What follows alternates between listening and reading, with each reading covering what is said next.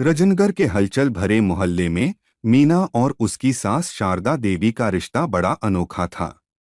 ये रिश्ता बिल्कुल टिपिकल सास बहू वाला था, जहां तकरार, ताने और कभी कभार प्यार भी देखने को मिलता था।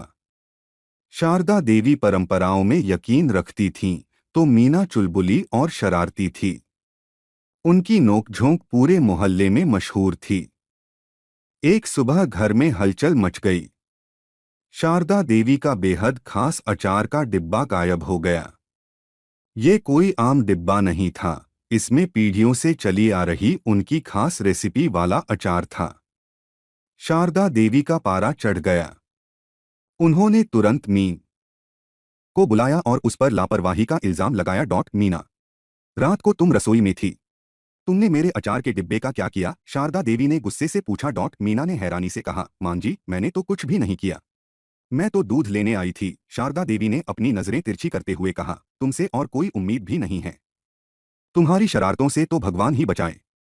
मीना को ये बात दिल पर लग गई।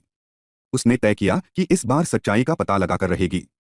उसने घर के हर कोने की तलाशी ली, रसोई, स्टोर रूम, यहां तक कि बालकनी तक। तभी उसे एक सुराग मिला, अचार की महक। मीना उस महक का पीछा करते हुए छत तक पहुंची। छत पर उसने देखा कि एक बंदर अचार के डिब्बे के साथ मस्त होकर बैठा था। वह शारदा देवी का मशहूर अचार खा रहा था। मां जी, जल्दी आइए, मीना ने जोर से आवाज लगाई। शारदा देवी छत पर आईं और बंदर को देखकर उनके होश उड़ गए। अरे राम, मेरे अचार का डिब्बा! मीना ने हंसते हुए कहा, देखा मां जी, मैंने कहा था ना कि मैं दोषी नहीं हूं।